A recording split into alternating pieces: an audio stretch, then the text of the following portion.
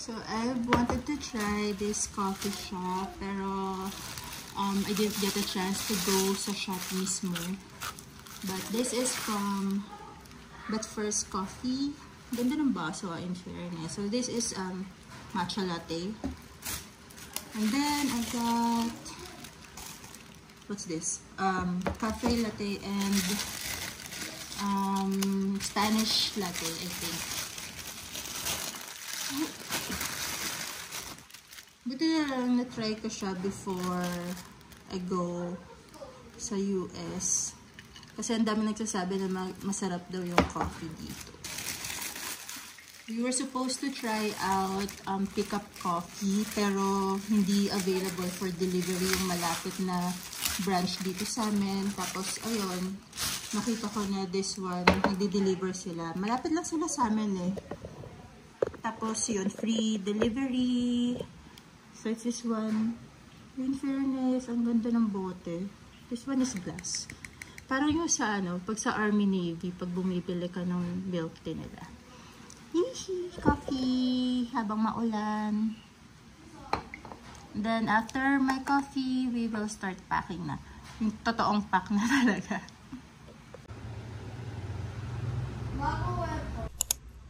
Okay, so hello guys. Today is September 23, 2023. So officially packing day na. So mag-start na ako mag-pack for real. Feel like sa past videos ko, ilang beses ko na sinabi na mag-start na ako mag-pack. Pero technically, ano lang yun eh, parang pinili ko lang yung mga sure akong dadalhin namin. Tapos nilagay ko lang sa bag, hindi pa siya nakaayos. So today, dumating na kasi yung dalawang bag na in-order ko pa for our travel. So pwede na akong mag-start officially na mag-pack talaga. So before I start packing, I wanted to share with you guys some things that I bought for our travel. So first up, napakita ko na sa inyo yata to dun sa previous vlog ko, but I bought two hand carry luggages. So ito sa SM lang namin binili to, and naka-sale kasi sila. Hindi to TSA lock, pero that's okay kasi pang ano ko lang naman to, pang hand carry lang naman namin to. So I don't need the TSA lock for this. And then for our check-in luggage, nag-check din kasi ako sa SM nung large na hard case, yung ganito. Pero I noticed na yung mga hard case nila doon is ang bibigat, parang nasa 5 to 7 kilos yung bag pa lang. So, di ba parang sayang pa yun, yung 5 to 7 kilos na ibabawas ko sa mga gamit na pwede namin dalhin. So, I opted to get a military bag. Wait lang. Okay, so ito yung in-order kong military bag. Sobrang laki niya. Ayan, wait. Hindi ko mapakita ng buo, pero sobrang laki niya. Gulat ako sa laki niya. Kasi randomly, habang nag-check ako online ng mga luggage nga, lumabas to doon sa mga suggested. Tapos ayun, naisip ko na, oo nga, ba't hindi na lang ako bumili ng military bag? Kasi one, malaki siya. Two, it's cheaper, more affordable kaysa yung mga hard case na luggage. And then three, sobrang gaan niya. So, alam yun, mas marami akong malalagay na gamit. Tapos ito, pwede pa siyang i-extend both sides. Ayan, pwede mo pa siyang habaan. So, mas malaki pa siya kaysa dun sa large na 28-inch na luggage. So, nagulat talaga ako kasi ang kapal niya, pang heavy duty talaga siya. Tapos, ang laki talaga. Sobra kasya yung anak ko dito. But, ayun. So, ayun, I decided to get two of these na lang na pang check-in namin. Ang downside lang nito is wala siyang gulong. Pero that's okay kasi kukuha na lang ako ng yung trolley sa airport. So, doon ko naman ilalagay lahat ng check-in luggage namin. So, hindi ko siya kailangan bit-bitin. Ayun. But yeah, I got two of these. Super laki niya talaga. And then, pwede mo siyang gawin na ganito. And then, meron siya yung strap. This one. And then, sa ilalim niya, meron siyang ganito. So, pwede mong i-open tong both sides and then carry it as a backpack kung gusto mo. Pero, ayan. Sobrang laki niya talaga. And heavy duty. Sobrang. But yeah. in line with the military bag, since wala nga siyang lock, bumili ako ng TSA lock na padlock. Ito, padlock na TSA. So, I bought 6 para ito na lang yung ilalagay ko dun sa mga check-in luggage namin. So, another thing that I bought for our travel are these vacuum bags. So, I got several na iba't ibang sizes. So, these are perfect if you have bulky items or mga jacket na makakapal. So, space saver lang din siya. And then, I also got ito yung lalagyan ng shoes. So, one for each of us. Ito kasi, bala ko sana maglagay ng sleepers sa hand carry namin para during the flight, syempre medyo matagal, 13 hours yung flight namin. So, we can remove our shoes and rest our feet. So, ayan. For our luggage din, ito, bumili rin ako ng ganito. Medyo cheap quality lang siya. Pero, this is just the belt na ilalagay mo dun sa luggage mo para, you know, hindi siya madaling mag-open or something gano'n. So, I got 2. This is for our hand carry luggages lang. And then, for my kids, I got them their own tumbler carrier. So, meron siya nung mahabang strap para pwede nilang isuot across their body if they want. Pero, ang gagawin ko talaga dito is isasabit ko lang dun sa hand carry namin para hindi na nila bit lang sa katawan nila. So, in line with this, I also bought 2 of these. Ano to eh, pang stroller talaga siya. As in yung baby stroller, gano'n. Pero, pwede rin naman siya sa luggage. So, what you do is, itatali or ilulus mo lang to dun sa handle. Ganyan. So, nandito yung handle nung stroller mo or yung luggage. And then, ito, isasabit mo lang to. Diyan. So, para nakasabit lang to dun sa hand carry namin, yung sa stroller namin. So, the kids don't need to bring it or hindi na nila kailangan bit-bitin pa. Pakita ko sa inyo kung ano yung itsura niya pag nakasuot na dun sa luggage. So, this is how the tumbler carrier looks like pag nakasuot na sa luggage namin. So, pinasok ko lang yung strap dito. Tapos, syempre, yung tumbler nila ilalagay ko dito. And then, yung strap, ito, nilagay ko lang dito sa may handle. Then, ito yung, ayan. So, ganyan lang. So, convenient to carry around an empty water bottle for our travel. So, for me, I also got my own tumbler carrier. Sa akin ganito naman kasi maarte ako. So, I got a pink one. This is too big for the tumbler that I'm using right now, but I plan to get another tumbler naman sa States. So, kinuha ko na lang din siya. So, same din, may strap din. So, I can carry it pag naglalakad-lakad, pag nag-walking ako sa labas, gano'n, or when I'm going to work. So, bibit-bitin ko na lang ito. And then, I also got it customized. So, pinalagay ko yung name ko dyan. For my kids, I got 2 of these, yung lalagyan ng ID, and then 2 of these, yung alarm na maingay. If you don't know what this is, pag hinila nila to, this small part, so tutunog siya ng malakas. So, as a praning mom, ayan, bibigyan ko sila lang 1 of each, just in case, extreme cases na magkahiwalay kami or hindi nila ako makita. So, tinuruan ko na sila na they need to pull this one para mag-alarm ng malakas. You know, or extreme cases nga na may kumuha sa kanila, huwag naman sana. And then for this part, and one is for my daughter, she likes rosé. Ilalagay ko dito yung contact details namin, both from the Philippines and sa US. So, I always do this when we're traveling, especially abroad. So, naglalagay ako ng contact details, phone number, email address, and then pinapasuot ko sa kanila. So, it's either ipipin ko to sa damit nila or lalagyan ko ng ID strap para nakasuot lang sa kanilang ganun. Basta kung saan man easy access sa kanila. Magaan lang naman to. So, hindi to hassle na i-strap sa damit nila or something. So, I got 2 of those. For my daughter, I got this one. So, if you don't know what this is, nakaseal pa kasi, pero ano lang siya, para siyang yung mga paper dolls natin dati, pero sticker type. So, ayan, marami siyang ganyan. Sana nakikita nyo.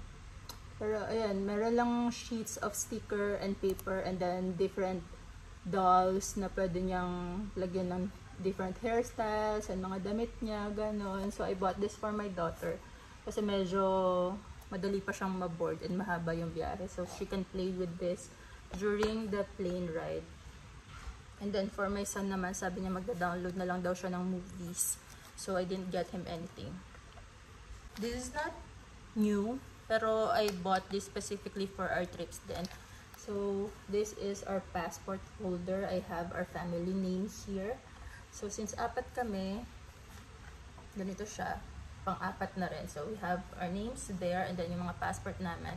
Kulang lang dito yung kay husband kasi nasa kanya yun. Siyempre, iiwan ko yung passport niya sa kanya. So, this is perfect for moms na, ayun nga, if kayo yung laging naka-assign, syempre, sa mga documents ng buong family. This is perfect. And then here, you can just slip in your boarding pass. And usually, nagkiklip lang din ako ng ballpen dito. Kasi, you know, kailangan naman talaga natin ng ballpen pag nasa flights tayo.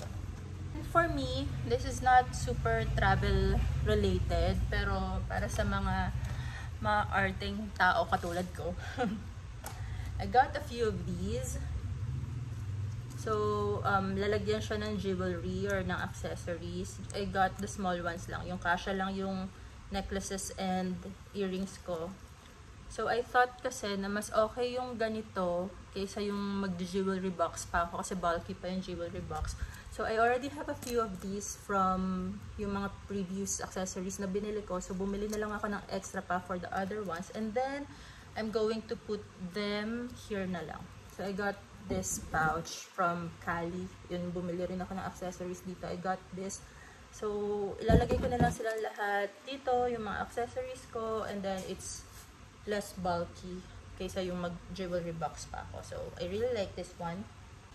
For book lovers like me, I'm going to bring my books kasi. And then, I have a couple of books na ilalagay ko sa check-in. So, I got ito, crocheted book sleeves. Super cute. So, I already have one of my books there. And then here. So, ayan. This is just to protect my books lang na ilalagay ko dun sa hand carry ko. Kasi, yun nga, maarte ako. So, ayokong may matutuping pages or yung covers ng books ko matutupi or malulukot sa bag. So, I always put sleeves on my book. So, I got these two for our travel. Ito na talaga super not travel related. But I also got a new USB hub.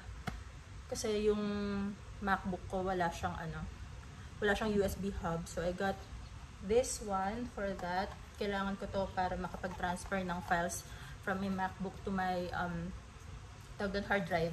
So, I also bought a few local products na alam kong hindi ko easily mabibili sa US. And one of those are the local brand lipsticks. I've been using Elana for a few months now and I really like their liquid lipsticks. So, I got one more for the US. And then, just a bunch of accessories that I really like. So, these are handmade, handcrafted from local small businesses. And I really like them. Ang tagal na nito naka-add to cart sa akin. So, I decided that now is the time na bilhin ko na sila. So, one is from Zoya and the Moon. Nag-trending sila sa TikTok. So, laging sold out tong pair ng necklace. So, when I saw na nag-restock sila ng isang gusto ko, binili ko na lang. Sayang lang kasi yung seller pinair niya this necklace with another one. So, ang ganda nung itsura. But the other one is still sold out. So, isa lang yung nakuha ko. And it's this one, sa moon necklace. Sana makita niyo siya. But it looks like that. And then, it came with this pouch na rin. So, super convenient, especially for traveling. And then, I've been obsessed with clay earrings. So, I got a few from two shops. So, let's start with Charms and Clays. So, ayan. This is technically my second order with Charms and Clays. Kasi yung first order ko sa kanila, I had an issue with one of the pair of earrings that I got, and ayun, so I had to return it. Buti na lang mabait yung seller, pinalitan niya yung order ko, and then they gave me a couple of earrings then as freebies. Ayun, I felt bad returning the items kasi lalo na pag handmade, kasi alam ko namang mahirap siyang gawin, pero ayun nga, I just really had an issue with the first pair that they sent me, so I ordered another one, and then nagpadala pa sila ng freebie. So ayun, parang I have 5 pairs of earrings here, and let me show you. So pag open mo, super pretty. They gave me a bunch of cards and stickers. Ito yung care instructions, and then a few stickers. And then the first pair that I got are these teal leaf, and then this one. So this was the one I had an issue with dun sa una kong order. So ito na yung pinalit nila na bago. And because I felt bad returning a handmade product, I ordered this one. So I ordered it together na lang. Nagdagdag ako ng order. But they were so nice, and they sent me 2 pairs of these. So ito yung freebie nila sa akin. Kasi ayun nga, hindi ako nasatisfied sa una kong order. So they were so nice. I got 5 pairs from them. Super cute. And then, this one is from Blimey. Blimey nga ba? Yeah. Blimey. So, open ko muna. Grabe, ang ganda ng mga packaging ng mga small businesses natin dito. So, ayan. This is how it looks like inside. So, again, merong care instructions. And then,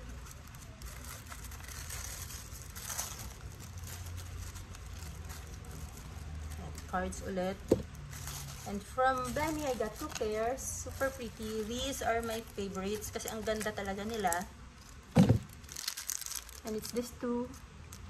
I think I wore this na in one of my videos. Pero, ayan, super pretty. Grabe. So excited to wear them. And also, I got yung, ang tawag doon, packing cubes. So, I have several nun. Pero, I don't think I'm going to use them na. Kasi parang mas okay na ilagay ko na direct sa luggages or sa bags yung mga gamit. But anyway, that's it for my mini haul. I will start packing now.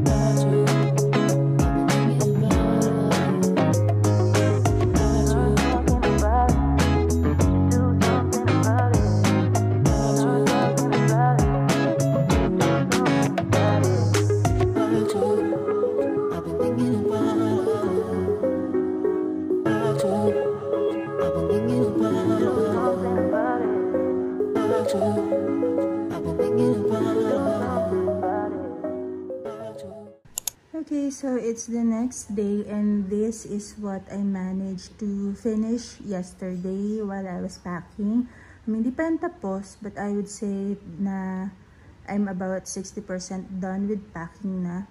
And medyo nagulat nga ako kasi this bag, itong nasa taas na green, wala pa siyang laman. And then yung 2 hand carry namin, wala pa siyang laman.